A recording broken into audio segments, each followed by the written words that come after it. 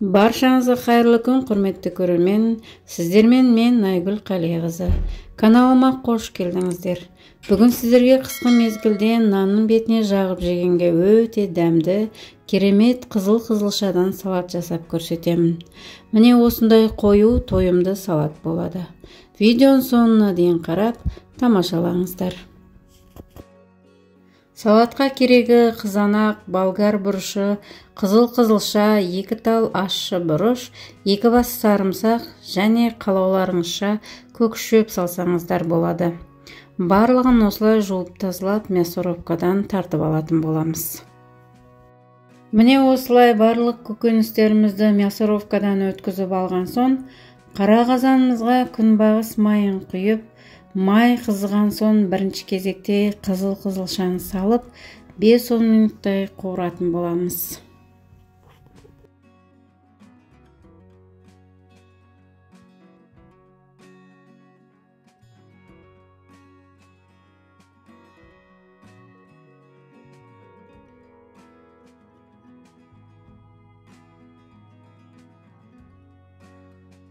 Міне осылай қызыл-қызылшамызды майға 5-10 минут қуырып алғаннан кейін, артынан қызанағымызды құйып, жақсылап екеуін араластырып қайнататын боламыз.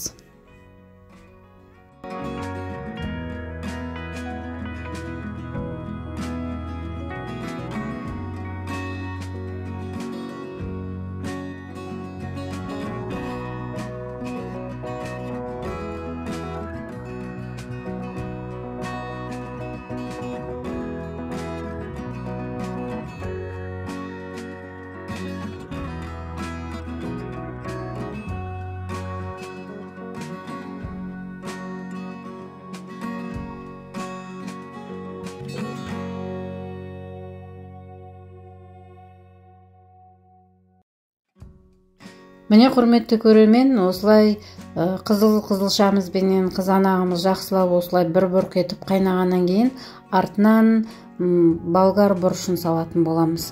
Болгар бұрышын да жақсылап салып алғаннан кейін жақсылап бір араластырып, артынан іле-шала тұзын, қантын салып, ары қарай отта пісіреміз.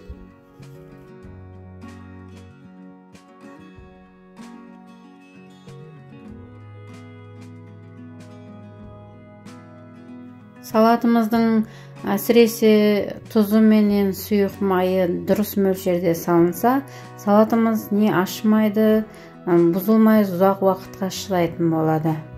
Соны міндетті түрде ескергеніміз дұрыс. Салаттың толық рецептісін видеоның астында описанияға жазып қалдыратын боламын.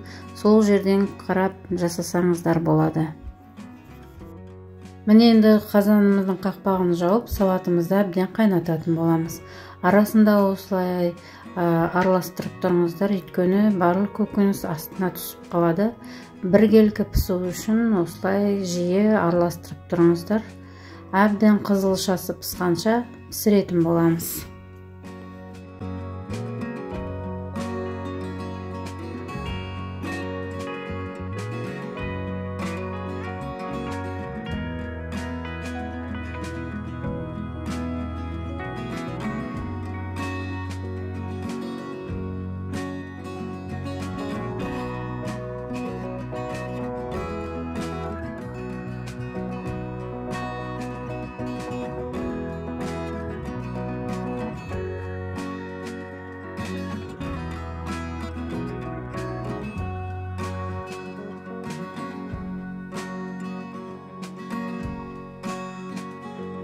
Міне құрметті қанымдар, осылай салатымыз әбден піскен кезде сарымсақ пенен ащы бұрышымызды салып, жақсылап араластырып, артынан көк шөбімізді де салып, араластырып 10 минуттай отта пісіретін боламыз. Одан кейін оттан түсіре берсек болады.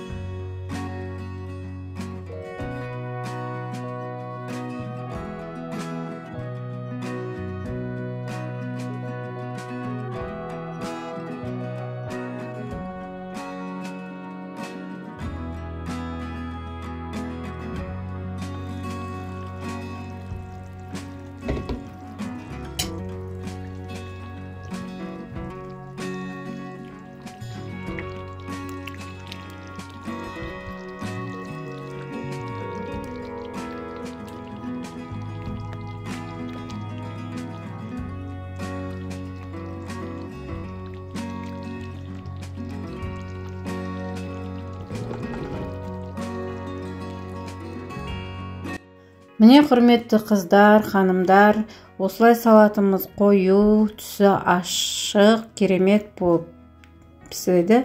Енді бұны стерилизациядан өткен банкамызға құйып, стерилизация етілген қақпағымызбен жаба берсек болады. Банкамызға құйып алып, крышкамызбен жапқаннан кейін банкаларымызды бір тегіс жерге қойып, үстін жылылап жауып, бір күнге қойып қоясыздар. Одан кейін алып, қысқы жапқан банкаларыңызды қайда сақтайсыздар, сол жерге сақтап қой берсеңіздер болады. Негізі бұл салатты бөлме температурасында да сақтай берсеңіздер болады. Құрметті көрермен, менің каналымды бірінші рет көріп отырсаңыздар, каналыма тіркеліп алыңыздар. Алдағы уақытта түрлі дәмді рецепттермен бөлісетін боламын. Әрі бұрын сонды салынған рецепттерді көріп, өз бағаларыңызды беріп, пікірлеріңізді комментарияға жазып қалдырсаңыздар, мен үшін үлкен қуаныш болады.